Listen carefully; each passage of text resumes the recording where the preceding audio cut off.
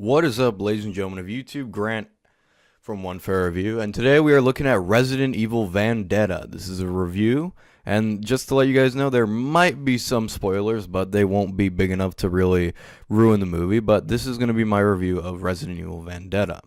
So this movie is part of a series, I don't know, a trilogy maybe, of these animated movies distributed by Capcom themselves.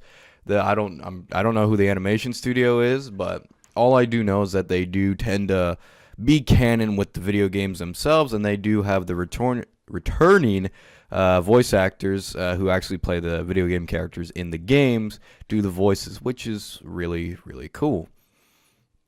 So the last two movies that came out were Degeneration and Damnation. Though both of those movies I thought were okay movies, they were enjoyable. But we're not talking about those. We're talking about Resident Evil Vendetta. So what's the story? So we open up the movie with Leon doing a sort of monologue thing in a room of dead people, and then we quickly cut to Chris Redfield on a mission going to a mansion in the middle of these mountains that is completely abandoned and full of zombies. Yeah, that doesn't sound familiar whatsoever. He gets attacked by a bunch of zombies. He meets up with a merchant, a guns merchant, or not a guns merchant, a bioweapon merchant who sells his own virus to the highest bidder, I would assume. And he finds him and finds out that he couldn't beat him, and then he gets away. Then after that, the movie cuts to Rebecca Chambers in her lab, where she's formerly known as Professor Chambers, because now she's a part of this medical facility, and she's researching these viruses and a cure for them. But then her laboratory gets attacked, and a bunch of zombies, and then Chris comes to save her. Then they both have to go reunite with Leon to see if they could find some more information on this merchant who is selling these weapons. Now, I just wanted to mention this really quick because while looking up this movie, I actually saw on like an official description online, soldiers battle hordes of zombies while trying to prevent a madman from unleashing a deadly virus into New York. That's a pretty good like overview of the movie, I would say, just to sum it up. But I guess there is some things deep within this movie. They could have added more. I mean, fuck, they could have had the characters' names in there at least. But putting that aside, how was the movie? It was a very enjoyable movie, I can say. I enjoyed it because it was pretty much the exact same thing as the last movies. One thing that I'd say is not the strong suit of these Resident Evil movies are the plots themselves. The plot in here, and as well as the other two movies, were very lacking. They were lacking substance. They were lacking weight to them. There was no impact of the plot to the characters. And yeah, that does kind of take away from the whole movie experience. Instead, you're just kind of watching these people do their jobs, and that's really it. And the fact that these aren't video games, which the story would translate well to video game form, it just kind of doesn't work because there's really not enough there for us to really get invested into the plot. And as for the characters themselves, the main characters, I'm just talking about Leon, Chris, and Rebecca. Neither of these characters seem to have too much screen time. For instance, Leon S. Kennedy has this whole monologue in the beginning, and it's very short. It's like a couple seconds. And then he disappears until like I want to say like 25 or 30 minutes into the movie. We see him again, and he's on vacation, just getting drunk because of his last mission. All of his comrades died because somebody ratted him out. And the whole time I was just thinking like, oh, well, poor guy, but what is he doing? Like, we're never properly introduced into Leon's character. We know that Chris Redfield's still with the BSAA. Like, he's on a mission and everything. He's hunting down this guy. Rebecca Chambers, they reintroduced her character. She's now a professor at a medical facility.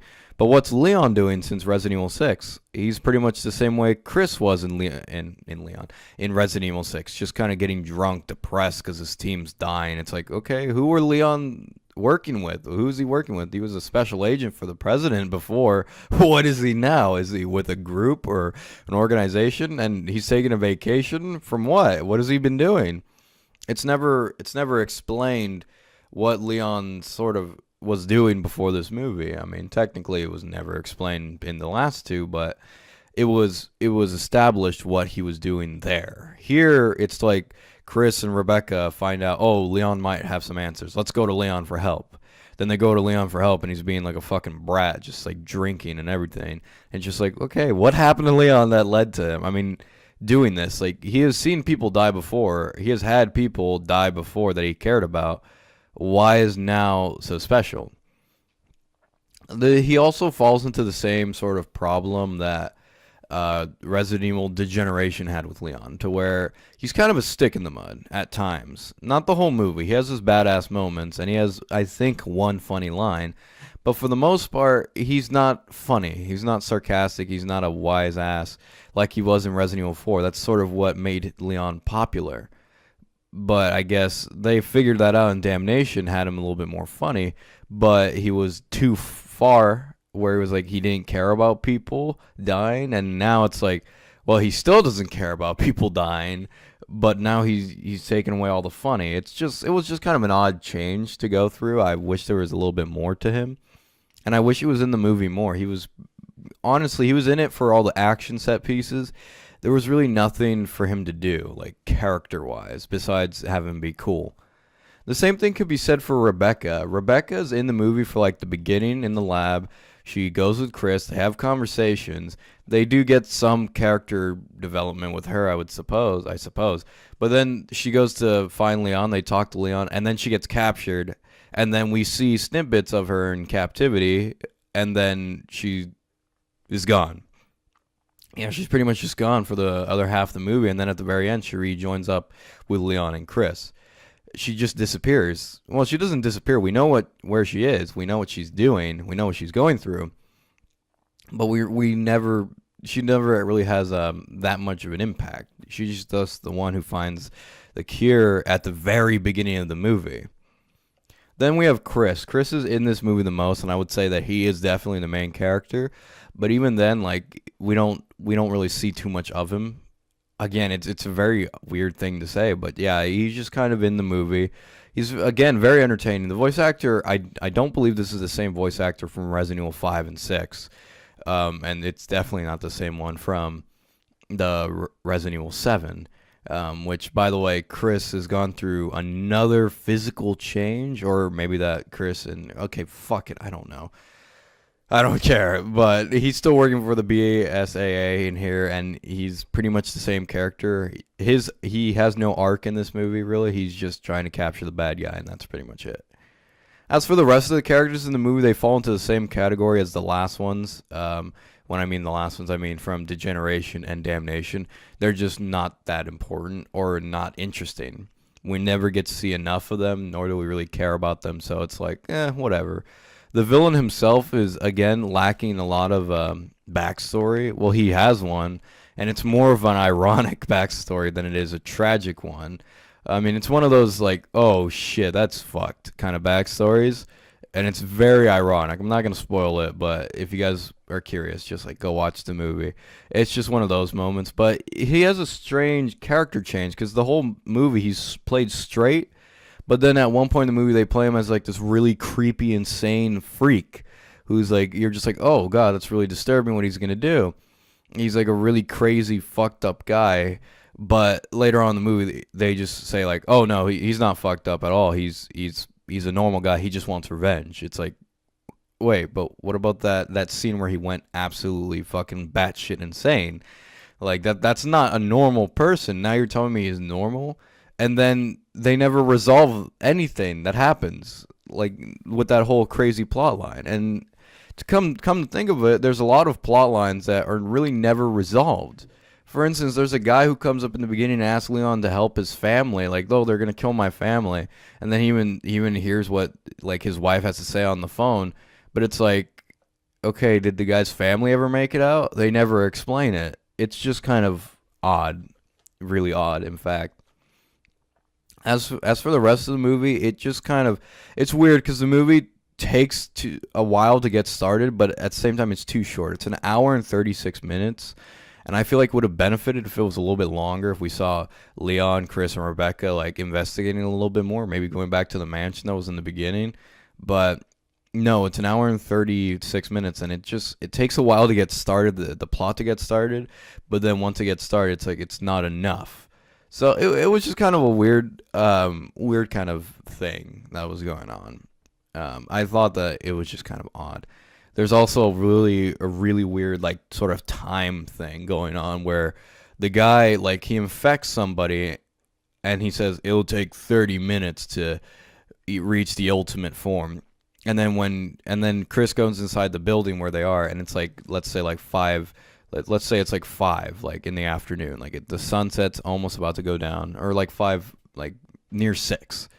So he tells him, "Oh, you have 20 minutes until this person turns into the ultimate life form," and then like he starts fighting a bunch of zombies, and then he's fighting with Leon, and then it's 9 minutes left when he gets in the elevator. So 11 minutes has passed since they have done something. Then he goes up, finds the person, does a little boss fight, rescues that person, takes that person to the top of the roof where the bad guy is. It's pitch fucking black. It looks like 11. It's like 11 o'clock. And he checks his watch and it's 7 minutes. It's like, wait, it took 2 minutes to get into the elevator and fight the boss? What the fuck? And then after that, it's like there's another boss fight, and then afterwards, like Leon comes up, helps him with the boss fight. Then it's like the person has 2 minutes left. It's like, okay, the passage of time in this movie is just kind of weird, and it's just kind of weird how he goes in the movie. It's sunset, and he says 20 minutes till they turn, and it's like in the span of 20 minutes, it turns into 11 o'clock. I don't know. It was just kind of weird. Other than that, what can I say about this movie? It's definitely not a perfect movie. This is not a standalone movie. This is canon, I will say. There's some interesting stuff, as well as an interesting message at the very end of the movie that I thought was actually kind of clever. And if you're a Resident Evil fan, it will be like a cool little neat message for everybody in general. But other than that, like the story was just sort of meh, and so were like the various new characters. They were just kind of meh. Seeing Chris and Leon and Rebecca was awesome, and the voice acting is great. Matthew Mercier is actually the only one who to return to play Leon S. Kennedy. He played him in the first, or not the first movie, but in Resident Evil Damnation, and then he later played him in Resident Evil 6. So it's cool to see him back. He does a great voice, like for Leon. He sounds exactly like how he did in Resident Evil 4, even though he wasn't in that. So that's cool. The voice acting between the 3 main characters was cool. I really liked them. The animation has gotten better, and at times it looks really good, and then other times it kind of looks like unfinished. But hey, the animation has definitely gotten better, and I really enjoyed it. Another thing I really enjoyed about the movie is the action scenes. Like the action scenes were really cool to look at, even though at times it was just like where you're questioning Leon's like morality. Like this fucker's like he's like. It seems like he's doing more harm than he should. It's just kind of weird, but other than that, there's definitely problems with this movie, but I did enjoy myself like the other movies. My final verdict would be a 6 out of 10, and it's funny because I don't think I've ever given like a Resident Evil like animated movie above 6 out of 10, and it's a coincidence I would assume, but these movies don't really seem to be getting better. They're getting better at action, they're getting better in animation, but for the most part, when it comes to story and how they handle the characters, it's never gotten better than what it already is. It's always just kind of a fun action flick and something cool for the fans of the video games to enjoy. These are part of the lore of the video game, so it's just kind of they're just kind of fun movies. So a 6 out of 10. I thought it was above average. I did enjoy myself. Will I ever consider this to be an amazing movie? No, but I do hope in the future that they do try to make their other animated Resident Evil movies better than this one. I hope. I mean, so far they've all been like at a static point, just like they haven't gotten better and they haven't gotten worse necessarily. They've just been like in a straight line, just like producing these movies. If you guys are curious to watch this, I do recommend it. It is entertaining, and it is pretty short. It's a decent length for its money, for my money's worth, I would say. I'll definitely add this to my collection when it comes out on DVD. I do have all three or all two of the Resident Evil animated movies. I'd like to add the Resident Evil Vendetta. So there you go, 6 out of 10. Thank you guys for watching. Please like, comment, and subscribe. Put your thoughts in the description if you have watched this movie, if you enjoyed it. I enjoyed it myself as a Resident Evil fan, but next time for a review, hopefully we get to see more movies.